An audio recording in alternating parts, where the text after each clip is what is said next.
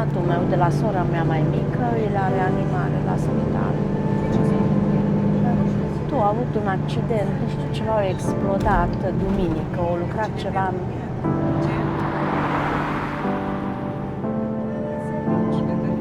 Atunci te-aș invita la o excursie în Viena cu trenul. Dar... Da. Weil es nicht mehr selbstverständlich ist, dass Menschen im Alter, wenn sie hilfsbedürftig werden, wirklich dort alt werden können und auch betreut werden können, wo sie einen Lebensmittelpunkt haben. Kellemes szép jó reggelt, aranyosan itt remélem jól vagytok. Kedvesem, hétvégén be fogunk menni a városba, és szeretném kérdezni, hogyha akarnátok velünk jönni. Unsere Kernaufgabe ist es, die richtigen Menschen zueinander zu bringen. Da braucht es dann ein Stück weit Erfahrung, ein Stück weit Gespür. Und da bin ich sehr froh, dass wir ein ganz tolles Team haben, das schon lange in dem tätig ist und die da wirklich auf Fingerspitzengefühl entwickelt haben. Nächste Haltestelle. Freudenstein. Feuerwehr. Umsteigemöglichkeit zu anderen Regionalbuslinien. Natürlich, ich habe vorgehabt, auch vielleicht nach ein paar Jahren, ich kann auch meine Tochter da bringen in die Schule oder dass wir sollen beide da sein in Österreich. Ja, das hat nachher geklappt. Dieses Geld, was wir brauchen, jeden Tag und jeden Monat, das könnte ich in Rumänien nicht verdienen. Egal, ob meine Tochter hätte dort geblieben oder ist sie da. Ja, hallo Maria, wo kommst du her? Ich war in der Stadt. Also warst du in Weidhofen? Ja, ich war in Weidhofen mit dem Bus. Hallo. Warum hast du dich entschlossen, ins Ausland zu gehen? Weil ich habe Geldschwierigkeiten zu Hause gehabt. Ja, wir haben einen normalen Job gehabt, eine kleine Tochter und ich habe so gespürt, dass ich habe nicht genug Geld für meine Tochter und ja, für uns auch. Und ja, das war der größte Grund, dass ich wollte in Ausland arbeiten kommen. Die Maria ist von Anbeginn bei uns im Unternehmen und hat seinerzeit meine Großmutter betreut in Umständen, die sie selbst gerne schildert, wo sie kurz vor Weihnachten zum ersten Mal nach Österreich gekommen ist, völlig verunsichert und habe überhaupt nicht gewusst, worauf sie sich da einlässt und hat das aber in einer Bravour gemeistert, die mir wirklich großen Respekt abbringt. Ich bin tätig mit dem Wechseltage. Bus kommt nach Hollenstein, dann ich warte hier die Frauen mit einem guten Kuchen oder hoffe ich, das ist gut. Nicht aufnehmen? Ah, das kommt. Bitte.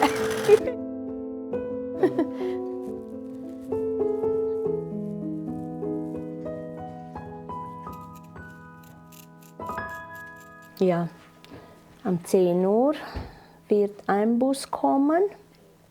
Heute ist Wechseltag. Kleinbusse transportieren BetreuerInnen von und nach Rumänien. Die KlientInnen werden im Zweirad betreut. Nach 4 bis 8 Wochen erfolgt der Wechsel. Guten Tag, Maria. Guten Tag. Alles Gute, Maria. Danke dir auch, euch auch. Herzlich willkommen.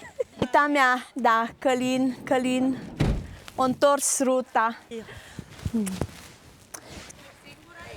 Nu, am încă o colegă cu mine. Apa. Eu acum n-am apă pentru tine.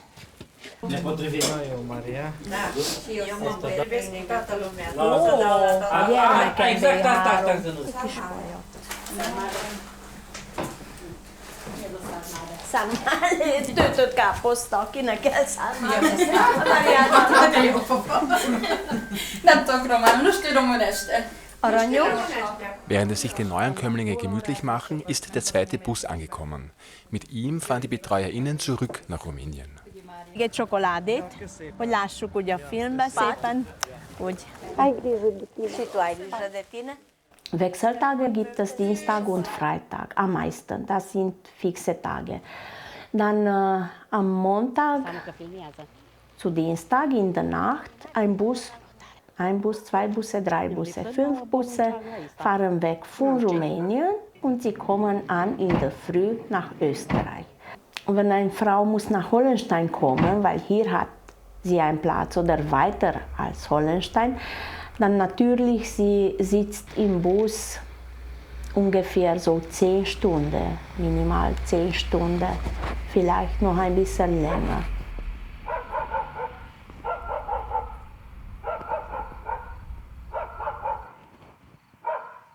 I wonder if you'd stay, if you knew the things I've kept away. Seit ich bin in Österreich, so seit 10 Jahren, was soll ich sagen? Damals in Rumänien konnte ich nicht einmal ein bisschen Urlaub gehen mit den Kindern. Damals habe ich kein Geld für einen Führerschein machen oder ein Auto kaufen oder so. Und in diese 10 Jahre lang habe ich schon Führerschein gemacht, konnte ich ein Auto kaufen. Und das sage ich, ja, mit dieser Zeit war ich schon mit meinen Söhnen in Ungarn in Urlaub. In Rumänien ab und zu irgendwo hin in einen Tagausflug, das kann ich jetzt leisten, aber sonst nicht.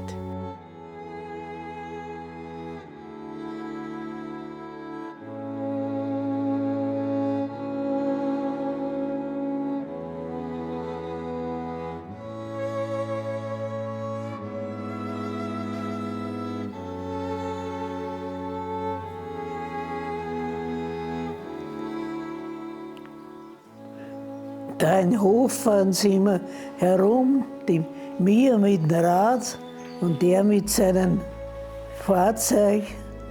Das ist immer schön. Ja. Dass er das nicht herunten hat zum Spielen. Wer? Der Maxi. Was hier unten? Ja? Ich glaube, der ist bei den Tante. Ach so? Ja. Aber heute wird er wieder so. Hast du keinen Sitz? Oh ja.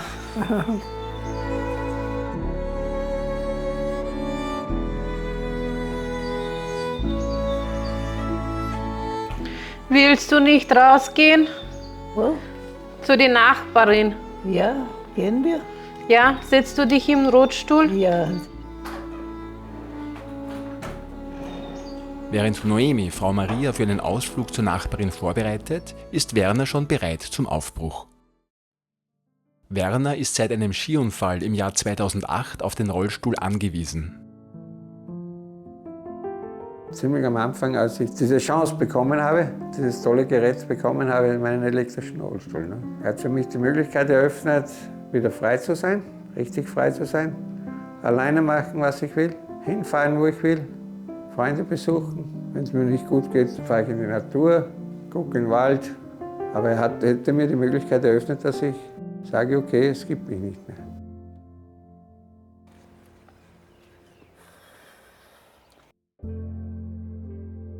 Ich bin als gelernte Krankenschwester, weil in Rumänien gibt es da solche Fakultäten oder einfach Schulungen. Aber ich habe 4 Jahre das studiert. Und dann habe ich auch einen Abschluss gemacht. Ja, so ist das. Mit 25 bin ich nach Ausland gegangen, aber wie gesagt, das war eine spontane Entscheidung. Also ich habe nicht großartig darüber nachgedacht. Ich habe mir gedacht, gut, ich gehe jetzt einfach hin, ich schaue mir mal das an und wenn nicht passt, dann kann ich immer noch nach Rumänien zurückzugehen. Und am Anfang, also echt die ersten 6 Wochen, die waren schrecklich.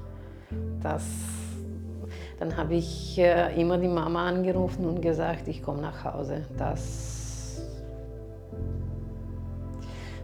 weiß ich nicht, ob ich das machen kann. Und Dann habe ich an die Ganze gewöhnt und dann habe ich gesagt, gut, das kann ich machen. Und ich habe schon mit der Sprache recht zurechtgekommen. Und dann bin ich immer wieder zurückgegangen.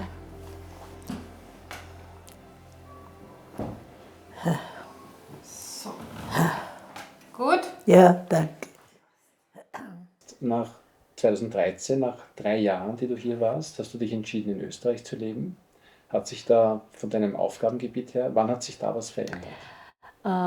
Ich habe Frau Huber-Agnes 3,5 Jahre betreut und in 2014 leider Oma ist verstorben und dann Herr Huber hat mich gebeten, dass ich soll bei Firma bleiben. Ich bin weiter in diesem Haus geblieben, hier im Vita-Bene-Haus, und dann ich habe verschiedene Aufgaben bekommen, auch ein bisschen Büroarbeit am Anfang, und ich habe Vita-Bene-Haus gepflegt und ich habe mich wegen die Frauen gekümmert, welche waren da im Haus. Ich habe dann mehr Tätigkeiten bekommen wegen die Wechseltage und ja, ich habe zu tun gehabt immer, Gott sei Dank.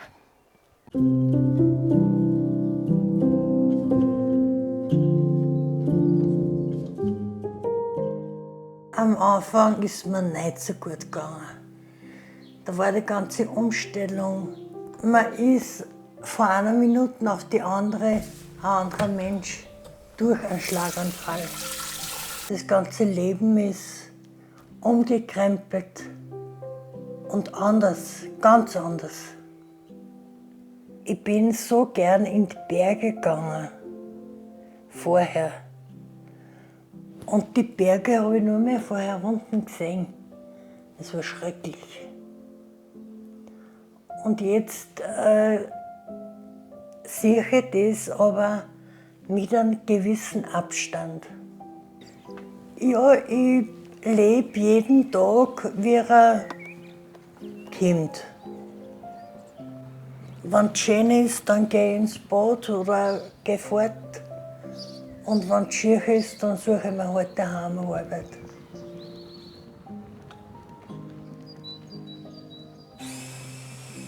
Läuft sehr gut ab. Am Anfang war sicher ich viel schuld. Ich habe das nicht akzeptieren können, dass in meiner Küche wer Fremder ist. Das ist schwierig am Anfang. Wenn ich jetzt bei der Familie bleibe, erlebe ich sehr oft, dass Familien natürlich die Betreuung brauchen. Die Angehörigen sie sehr oft auch wirklich wollen. Die Klienten selbst, manches Mal, aber in eine Situation gedrängt werden, die sie vielleicht aus wirklich freien Stücken nicht wählen würden.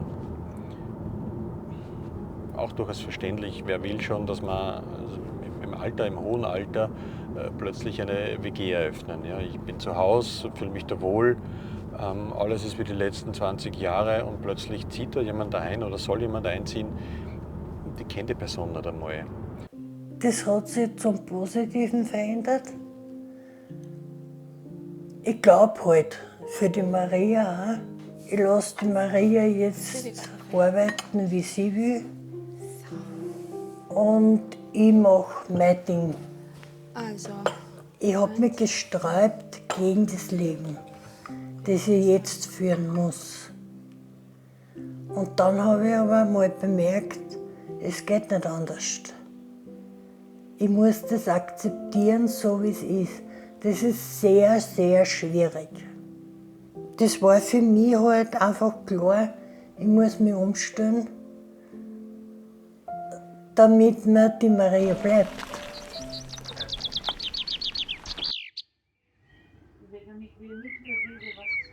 Hier im Haus habe ich dann die Betreuerinnen gehabt, viele verschiedene. Es war sehr anstrengend auch, bis dann die Livia gekommen ist. Und die Dana war ich dann 5 Jahre nicht im Krankenhaus. War gut betreut, die Psyche hat gepasst und ich hoffe, die bleiben noch lange, die 2. Wenn ich bin zu Werner gekommen, ich habe schon 12 Jahre Erfahrung als Betreuerin. Ich war in viele Plätze, auch in viele Länder. Ja, die Werner war die jüngste Patient, was habe ich gehabt. Hat alles gepasst. Für mich war nicht schwierig mit Transfer und mit Heben. Ich habe früher Sport gemacht, Performance-Sport, Profi. Was hat mir gefreut zum Einfall, ist ein Mensch, mit welchem ich kann reden. Wir können gut verstanden und hat keine Probleme, Psychoprobleme oder etwas. Mit Alzheimer und Demenz kann auch arbeiten, aber kommt ein Tag, wenn ist viel zu viel. Und brauchst du auch Menschen, mit welchen kannst du sprechen.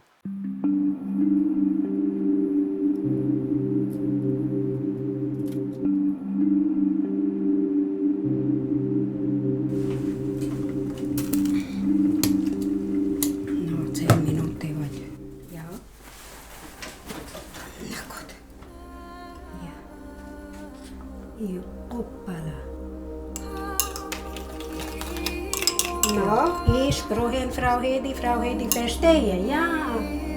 Super. No, jó. Kicsit segítek neki, hogy... Ja. Dusenko. Friss, ja.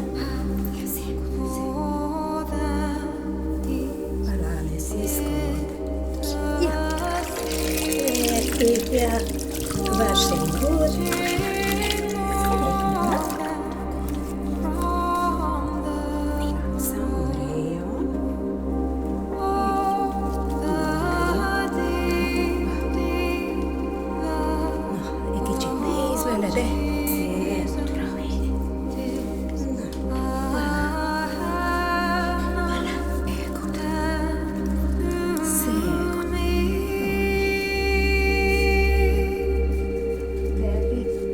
Adna jelt, hogyha valami baja van.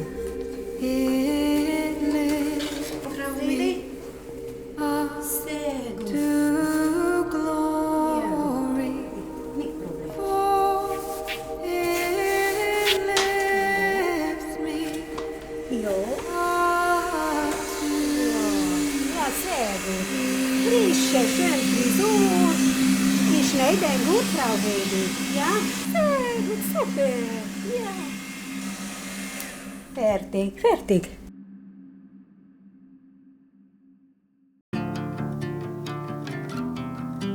On the road, I've been away for far too long, but now I'm on my way back home. I hear the west winds calling out my name. They're telling me to head your way down your road. Die Agentur hat Standorte in Rumänien. Die Administration umfasst Support, Akquise und Schulung der BetreuerInnen. Bernie leitet den Standort. Wichtig ist, dass wir wirklich den Frauen Basis geben. Margarina, veche, cum era? A se trezi. Da. Nu ne trebuie Eingangstür.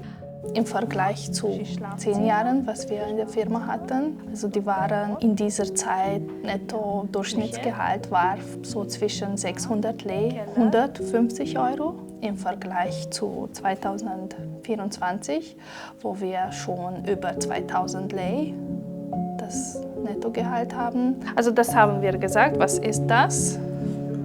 Das ist die Spülmaschine.